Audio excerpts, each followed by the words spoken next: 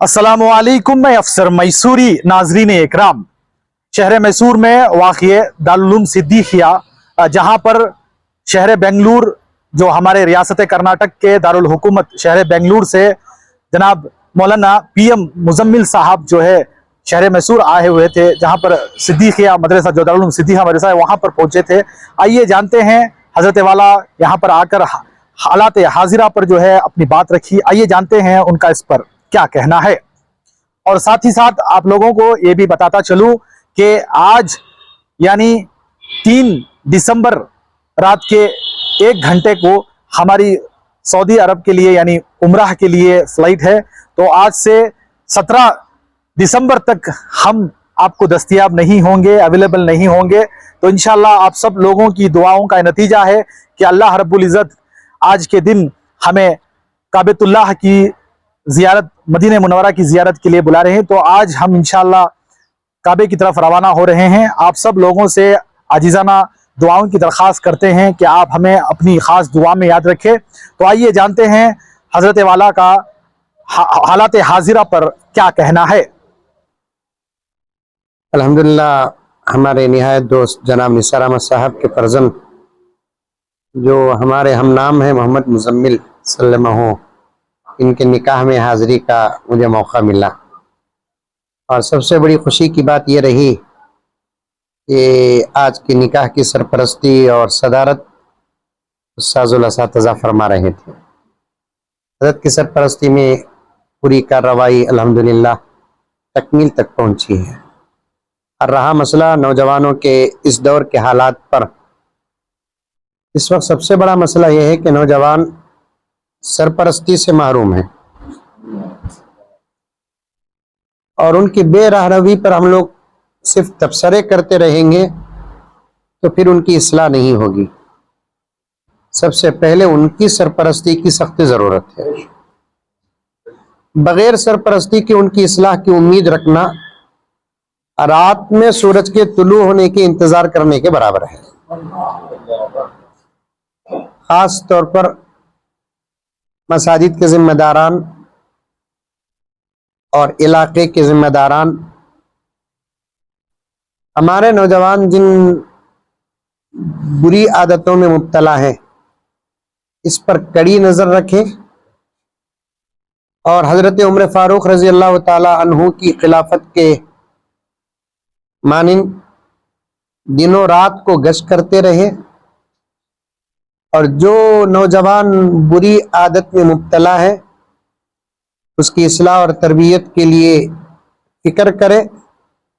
अगर वो बाज नहीं आता तो हमारा मुल्क तो अल्हम्दुलिल्लाह जमहूरी मुल्क है, अगर वो बुरी आदतों से परहेज नहीं करता तो हमारी अपनी बिरादरी में उसके लिए कोई ना कोई सख्त कानून बनाए। 2-4 के लिए अगर ये कानून हम लोग लागू करेंगे इंशाअल्लाह पीछे आने वाले समझ जाएंगे। मिसाल के तौर पर कौन से कानून? देखिए, परसों भी मैं एक रियासत को गया था, वहां भी यही मसला रहा, शराब नोशी का, नशे का, इर्तिदाद का, लड़कियों की बेराहरवी का। तो बुजुर्गान दीन और असातिज़ा की दुआओं के सदक़े अल्लाह ताला ने ज़हन में एक बात डाली। मैंने कहा कि ख़वानीन ऐसे हो, पहले उनकी तरबियत हो, इस्लाह हो, हज़रात उलमा की खिदमत में उनको भेजें, दावत व तबलीग के रास्ते में उनको लगाए, या और भी कोई मसलकी अच्छा रास्ता हो तो उस रास्ते में उसे छोड़े। अगर वो वहाँ जाकर आने के बाद संभल गया तो बहुत बड़ी बात है, नहीं संभलता तो आज से 50-60 साल पहले केरल में हो या तमिलनाडु में हो, वहां पर जमात से बाहर करने का एक कानून था। वो कानून जब तक था वो पूरे इलाके अपने हलके के जिम्मेदारों से इतना डरते थे जितना इस वक्त हम पुलिस इंस्पेक्टर से नहीं डर रहे। जमात से बाहर करने का कानून बना दे, निकाहनामा ना देने का कानून बना दे, यनोसी ना देने का कानून बना दे, जनाजे की नमाज ना पढ़ने का कानून बना दे, और मुसलमानों के कब्रिस्तानों में दफन न करने का कानून बना दे। دیکھیے کہ اگر کوئی آدمی، حضرت تشریف فرما ہے، میں حضرت کے سامنے سبق پیش کر رہا ہوں کہ اگر کوئی قرض لے کر ادا کیے بغیر مر جاتا ہے تو شرعی طور پر اس کے جنازے کی نماز نہ پڑھنے اور پڑھانے کے لیے کوئی آسمانی حکم نہیں، پھر بھی آقا صلی اللہ علیہ وسلم نے نہ پڑھانے کا اعلان فرمایا۔ وہ اس لیے فرمایا تاکہ لوگوں کو قرض لے کر واپس کرنے کی اہمیت معلوم ہو جائے۔ اس قسم کا ہمارے اندر بھی ایک ماحول ہو، مساجد کے ذمہ داران، علاقے کے ذمہ داران بیٹھے اور اس پر غور و فکر کرے اور اکابر حضرات علماء کرام کی سرپرستی میں اس قسم کے کچھ قوانین بنائے اور اس کا اعلان اور پرچار جمعے کے خطبات میں مساجد کے ذریعے سے کرے، اور اس کے بعد دیکھیں انشاءاللہ بہت جلد اس کا اثر لگے گا۔ اور معاف فرمائے کہ صرف نشے کے خلاف میں یا ارتداد کے خلاف میں جلسے منعقد کرتے رہے، علماء کرام کو بلاتے رہے، فائدہ تو ضرور ہوگا لیکن مقصد تک نہیں پہنچیں گے ہم لوگ۔ حضرت والا آپ کے بیان بے باکی کے لیے مشہور ہے۔ اب میرا سوال یہ ہے کہ جس کو اللہ نے مال دیا ہے وہ اپنے لاکھوں روپے خرچ کر کے اپنے اولادوں کو نکاح کر دیتے ہیں، ان غریب بچوں کے لیے بالکل وہ سوچتے نہیں، اگر چاہتے تو ہر آدمی یہ طے کر لے کہ اپنی بچی کے ساتھ ایک اور غریب بچی کی شادی کر دیں اسی محفل میں، تو کتنا بڑا ایک میسج جائے گا۔ کیا یہ بات صحیح ہے؟ دیکھیے خدمت کے کئی طریقے ہوتے ہیں، مالدار حضرات کے مال میں اللہ تعالیٰ خوب برکت عطا فرمائے، اور بہت اچھی بات ہے کہ وہ اپنے بچوں کی شادیوں کے موقع پر کسی غریب بچی کی شادی کا انتظام بھی کرے، لیکن بہتر صورت یہ ہے کہ بچی کے شادی کا وقت جب آتا ہے 2-4 دن آگے پیچھے اس بچی کی شادی کا انتظام کرے، ورنہ مالدار اور غریب کا امتیاز لوگوں کو نظر آئے گا تو پھر غریب غریب ہی ہے، مالدار مالدار ہی ہے۔ اور ایسے مجلسوں میں مجھے جانے کا موقع بھی ملا تو ایک ہی مجلس میں نوشہ مالدار بھی بیٹھا ہوا تھا اور ان کے والد نے غریب بچی کی شادی کا انتظام کیا، تو وہ غریب نوشہ بھی بیٹھا ہوا ہے۔ تو آپ اس دور کا امتیاز دیکھتے بھی ہیں، سنتے بھی ہیں کہ پورا مجمع وہ مالدار نوشہ سے ملاقات اور مصافحے میں لگا ہوا ہے اور غریب نوشہ شرمندہ ہے۔ خدمت کرنے کے طریقے ہوتے ہیں، ایسی خدمت نہیں کرنا کہ خدمت کر کے بھی غریب ذلیل ہو جائے۔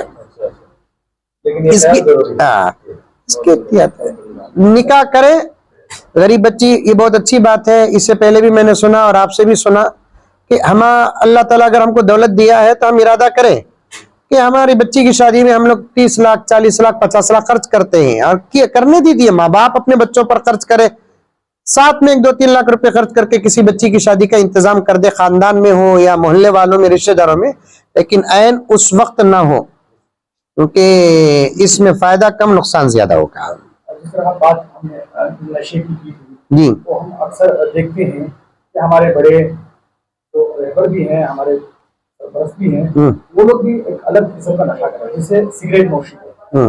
یہ سگریٹ نوشی کہاں تک ٹھیک رہے گی کہ ایک دن میں ایک بندہ 3 پیکٹ سگریٹ پیتا ہے، اس کی قیمت لگ بھگ 450 سے 500 روپے ہو جاتی ہے، یہ کہاں تک ٹھیک رہے گا کہ اس کو بھی جو ہے کسی نہ کسی طرح سے ختم کیا جائے؟ دیکھیے شراب عین نشہ ہے، سگریٹ، پان پراگ، گٹکا، ماوا، یہ سب ہے نا شراب کے خلیرے مولیرے پھپیرے چچیرے بھایا ہی۔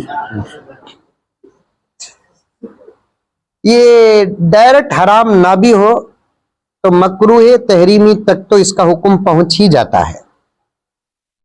عرب کے ایک عالم دین نے سگریٹ کے مکروہ تحریمی ہونے پر 11 دلائل پر مشتمل ایک کتاب لکھی ہے، اور پان پراگ، گٹکا، ہنس اور دوسرے جو چیزیں ہیں یہ بھی مکروہ تحریمی ہے۔ اور مسئلہ یہ ہے وہ چیز جس کے استعمال کرنے سے آج یا کل طبیعت کو نقصان پہنچانے والی ہے، وہ چیز یقیناً اسلام میں ناجائز ہے۔ صرف شراب ہی سے بچنا نہیں، سگریٹ سے بھی بچنا ہے، پان پراگ سے بھی بچنا ہے، ہنس سے بھی بچنا ہے، اس کے لیے ایک محنت کی ضرورت ہے۔ ایک اور بڑی لعنت ہے ہمارے معاشرے میں، اس لعنت کا نام ہے سود۔ جی یہ سود سے جو ہے پچھلے دنوں کولار کے اندر ایک بڑا حادثہ پیش آیا جس سے جو ہے ساری انسانیت کو شرمندگی پڑی. تو یہ سود کا جو ہے خصوصاً مسلمانوں کے اندر بھی جو ہے یہ عام کی طرح پھیلا ہوا ہے. اس کے تعلق سے آپ کیا کہنا چاہتے ہیں؟ اس کا جواب بڑا تفصیلی جواب ہے. جی میں بہت مختصر انداز میں 2-3 باتیں عرض کر دیتا ہوں. ایک بات آپ حضرات ذہن میں رکھیں، سود لینے والا آدمی مجبور ہے، دینے والا نہیں. لینے والا آدمی مجبور ہے. لینے والے اگر نہ رہے تو دینے والا نہیں دے گا. اب ہم لوگ تقریروں میں کہتے ہیں یا ذمہ داران حضرات اپنا درد پیش کرتے ہیں کہ سود لینا بھی حرام، سود دینا بھی حرام. بالکل صحیح ہے، لیکن مسئلہ یہاں آ کر اٹکتا ہے کہ لینے والے کو اگر ہم سود لینے سے روکیں گے تو وہ اس کا بدل پوچھتا ہے.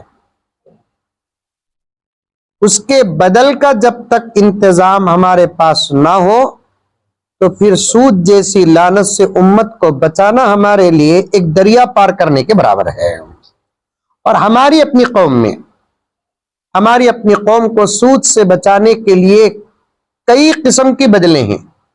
مثال کے طور پر اوقاف کی املاک ہے، اس کا ایک 5% حصہ بھی قوم کی اس مرض کو دور کرنے کے لیے اگر استعمال کریں گے تو انشاءاللہ تعالی ثم انشاءاللہ ہماری یہ خدمت غیروں کے ہدایت کا سبب بنے گا. دوسرا، مساجد کے ذمہ دار حضرات، اسی لیے میں نے کہا کہ جواب بڑا تفصیلی ہے. مساجد کے ذمہ دار حضرات ہر جمعہ اپنی ہی مسجد کے لیے چندہ وصول کرتے ہیں. پھر ان کے ذمہ دار بننے کا فائدہ کیا ہے؟ ذمہ دار حضرات اپنی دولت اور اپنے سرفقاس سے اپنی آخرت کو بنانے کے لیے وہ مساجد کا انتظام فرمائے، جمعے کے مواقع میں چندہ وصول کر کے خرچ خواہوں کے لیے انتظام کرے. ایک حد تک سود سے قوم اور محلہ بچ سکتا ہے. ہم لوگ انتظام نہیں کرتے اور کہتے ہیں کہ سود لینا حرام ہے، سود دینا حرام ہے، تو پھر سننے والے سنیں گے، انا للہ لاحول پڑھنے والے پڑھیں گے، برابر اس پر عمل جاری رہے گا. ہمارے شہر میسور میں مسجد ون علماء میسور کی جانب سے بہت ساری الگ الگ اسکیمیں جس میں جو ضرورت مند ہیں ان کی دینے کا جو ہے کام چل پڑا ہے، آپ کو پتا ہوگا. جی جی جی. تو اس تعلق سے جو ہے بہت سارے ذمہ داران جو ہے اس پر توجہ ہیں. خصوصاً ڈائلیسس کا ایک بڑا مسئلہ جو ہے امت میں پھیل رہا ہے، اس کو لے کر جو ہے مسجد ون علماء میسور کی جانب سے جو ہے بڑا اچھا کام ہو رہا ہے. کیا یہ سارے ریاست کرناٹک میں جی ہو جاوے تو کس طرح ہوگا؟ سارے کرناٹک میں نہیں، کہیں کسی جگہ پر کوئی اچھا کام ہوتا ہے، وہ کام یقیناً شرعی طور پر اگر اچھا ہے تو صرف اپنے علاقے کی ضرورت نہیں بلکہ وہ پورے ملک کی ضرورت ہے. میسور کے مسجد ون کے ذمہ دار حضرات ڈائلیسس پر خاص توجہ فرماتے ہیں اور اس پر محنت بھی کر رہے ہیں اور خدمت بھی کر رہے ہیں. تو میں چاہتا ہوں کہ میسور کے نمبر 1 مسجد جو ذمہ داران ہیں ان کو نمونہ بنا کر یہ کام پورے ہندوستان میں چلے، یہی ہماری دعا ہے. بہت بہت شکریہ. الرحمن الرحیم. نثار صاحب کے بیٹے کے ولیمے میں شرکت کی سعادت ہمیں ملی تمام علماء کے ساتھ، اور اس ضمن میں مولانا مزمل والا جاہی صحت یاب ہو کر جو میسور آئے ان کو دیکھ کر بڑی مسرت ہوئی. اللہ ان کو شادماں خوشحال رکھے، صحت و عافیت عطا کرے. اور مسجد ون مومنٹ کے تعلق سے بھی آپ کے تاثرات بہت اچھے رہے. ہم سب سے دعا کی درخواست کرتے ہیں، مریضوں کی خدمت کا اللہ ہمیں موقع دے.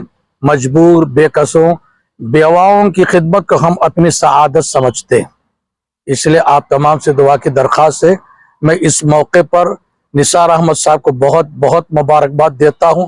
آپ نے علماء کی قدر کی، علیحدہ ماشاءاللہ ایک پروگرام بنایا، اچھا انتظام کیا کھانے کا پینے کا. اللہ ان کی کمائی میں برکت عطا کرے، اور نثار صاحب کے بیٹے اور بہو میں اللہ جی دونوں میں جوڑ عافیت سلامتی عطا کرے، برکت عطا کرے. وآخر دعوانا ان الحمدللہ رب العالمین. اور اسی طرح آپ ہماری اس نیوز چینل کو آگے زیادہ سے زیادہ شیئر کریں، اور آپ لوگوں کی کیا رائے ہے جناب مولانا پی ایم مزمل صاحب رشادی ان باتوں پر، آپ ہمیں اپنی رائے کمنٹس باکس میں ضرور پیش کریں۔ تب تک کے لیے السلام علیکم ورحمۃ اللہ وبرکاتہ۔